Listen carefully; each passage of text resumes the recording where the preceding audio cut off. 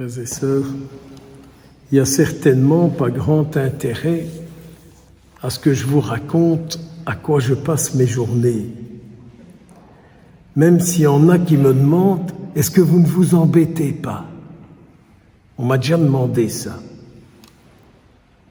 J'ai beaucoup de défauts, mais pas encore celui de m'embêter. Peut-être que j'ai le défaut d'embêter les autres, ça, à vous de le dire. Pour en venir à ceci, depuis quelques années, le premier dimanche de septembre, je vais à Wisbecq. Je ne sais pas si ça vous dit quelque chose. Wisbecq, c'est l'autre côté du Brabant wallon, dans l'ouest, profond, où il y a une église qui est dédiée à Saint-Fiacre. Et alors, depuis tout un temps, chaque année, on me dit « Est-ce que vous serez là le premier dimanche pour faire l'homélie en wallon ?» Je vais quand même vous la faire en français, soyez sans crainte. Au début, je me disais « Seigneur, ça c'est du folklore, hein, aller faire une homélie en wallon. » J'ai un jour dit ça à un évêque qui m'a dit de toute sa hauteur épiscopale, « Est-ce qu'il y a encore des gens qui comprennent ?» Je lui ai dit, il y a peut-être plus des gens qui comprennent, mais il y a encore moi qui le parle. Pout, et vouille, vas-y mon grand, mais il n'est pas très grand. Cette semaine qui vient de se passer, je me disais, mais qu'est-ce que je vais raconter sur Saint-Fiacre? Mais qu'est-ce que je vais encore dire, qui plus est, dans une langue que je ne parle plus fréquemment, quoi. J'étais tout content de mon missel prions paroles et prières, qui, mardi dernier, avait une belle page sur Saint-Fiacre. Je dis, merci Seigneur, me voilà tiré d'affaire. Mais en partant par là ce matin, bon, j'ai traversé des champs, j'ai vu des prairies, j'ai vu des vaches. Et j'aime pas les vaches, j'ai des peurs des vaches. Et traversant les prairies, traversant les champs, je pouvais que me dire, mais quelle catastrophe! On commence à donner les réserves d'hiver, et on est début septembre, aux bêtes qui sont dans les champs. Ce n'est pas la saison de récolter le maïs, mais je voyais qu'on était occupé de le faire. Et alors, vous savez, on est très habitué aujourd'hui de dire « Ah, le réchauffement climatique ! Votre voiture, vous pourrez aller à Bruxelles jusqu'à telle date avec. Après telle autre date, vous ne pourrez plus, vous devrez aller en trottinette. Mais d'ici là, je ne trotterai plus du tout. J'ai déjà du mal de trotter aujourd'hui. » Je me dis, mais qu'est-ce que c'est que cette affaire? Il y a un dérèglement climatique, vous le savez comme moi. Est-ce qu'il est uniquement dû à toutes les histoires de notre monde d'aujourd'hui, les centrales nucléaires, les pots d'échappement, les cheminées des maisons, il faut dire que maintenant elles ne vont pas, paraît-il, et ainsi de suite, etc. Et alors me venait toujours un peu en tête la sécheresse avec le prophète Élie. Pendant 3 ans, sécheresse. Pendant 3 ans, sécheresse. Et Élie s'est amusé alors à combattre les faux dieux. Et il s'est battu avec tous ceux qui vénéraient les faux dieux. Alors il leur disait, allez, invoquez-les, ce sont des dieux, peut-être qu'ils dorment, que c'est pour ça qu'ils ne vous exaucent pas. Rien. Et puis Élie a invoqué le Dieu vrai, dit-il. Le feu a pris, et plus tard, il a invoqué Dieu et la pluie est venue.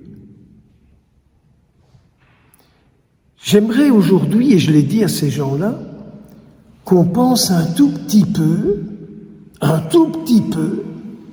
chacun, chacune, de se dire, mais tiens, au niveau qui est le mien, comment est-ce que je pourrais ramener l'Esprit de Dieu sur la terre? Je crois que c'est quelque chose, je ne sais pas vous, mais auquel moi je ne pense pas. Comment faire pour que moi, petit religieux et prêtre caché dans une forêt, comment est-ce que je pourrais faire pour ramener l'Esprit de Dieu là où je suis? Comme je le dis dans le credo, c'est toi, Seigneur, qui es le créateur du ciel et de la terre. Si tu es le créateur du ciel et de la terre, tu vas quand même pas abandonner cette terre et les petites créatures qui sont dessus, dont je fais partie par solidarité avec d'autres. Voyez, si à votre niveau, vous pourriez chaque jour avoir une pensée et dire « Seigneur, pendant 5 minutes, je suis avec toi pour que tu reviennes sur la terre, c'est-à-dire pour que tu reviennes dans ma vie et ainsi tu seras sur la terre. » Alors j'en arrive à ce fameux Saint-Fiacre.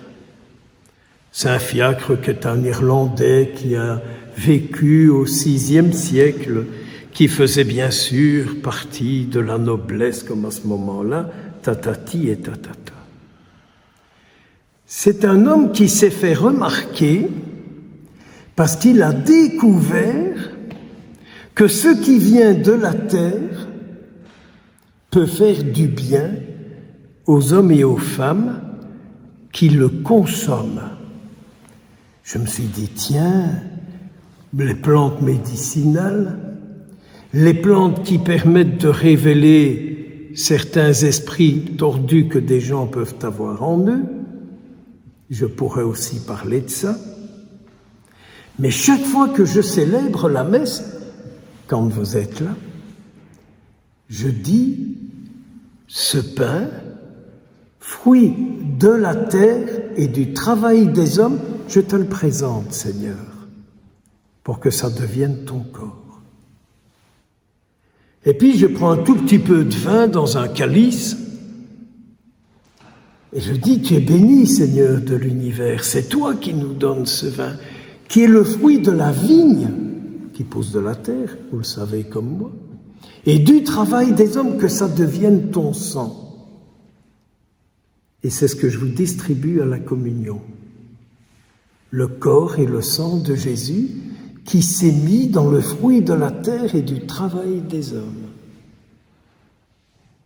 Et c'est avec ça que vous repartez, avec le corps et le sang du Christ, fruit de la terre et du travail des hommes.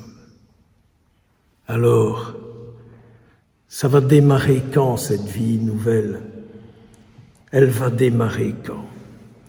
Et donc notre Saint-Fiacre, c'est celui qui, dans ce qu'il faisait pousser, savait ce qu'il devait donner aux gens pour leur faire du bien.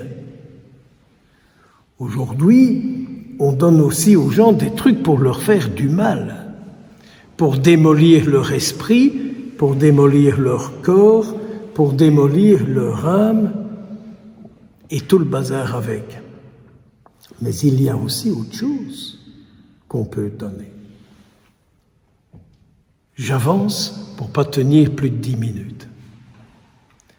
À la mort de Saint-Fiacre, les gens allaient sur sa tombe, et de sa tombe, de bonnes choses se répandaient en ceux qui allaient prier sur sa tombe.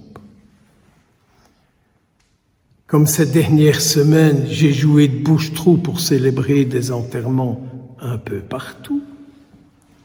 Encore un hier, dans le beau cimetière de Haute-Sainte-Genèse, imaginez-vous, très profond, vous savez. Je disais aux marchands de mort, le jour où cette personne devra gratter pour sortir de la terre, elle en aura du boulot, 3,25 m. Je bénis l'endroit où la personne repose, afin que le lieu où vous et moi nous reposerons un jour, ceux qui viendront prier sur notre tombe ne repartent avec rien qui puisse nous abîmer et nous détruire. Eh bien, figurez-vous que je prie tous les jours pour ça, que celles et ceux qui viendront prier sur ma tombe ne diront pas « Allez les verts, allez les verts, allez les asticots », mais quand ils viendront prier sur ma tombe, qu'ils diront « Mais Seigneur, tout ce qui était de toi et qui est en lui, que ça puisse maintenant rayonner sur nous. » Alors vous voyez ce dérèglement, sans doute que les climatologues ont tout à fait raison, c'est leur boulot. Mais vérifions quand même, quand on proclame notre foi, ce qu'on radote. Et quand on proclame sa foi, ce qu'on radote, et surtout ce qu'on vit. Et qu'après avoir communié, ce que lui que je prends en communion, qu'est-ce qu'il devient à travers ma vie. Et le jour où nous serons à l'horizontale, que ceux qui viendront se recueillir sur notre tombe, peut-être qu'ils viendront qu'une fois par an mettre quelques immortels, celles-là il faut les remplacer que très rarement, mais que ceux qui viendront prier sur notre tombe en repartent forts, remplis de ce qui aura été notre vie, de notre union à Dieu. Amen.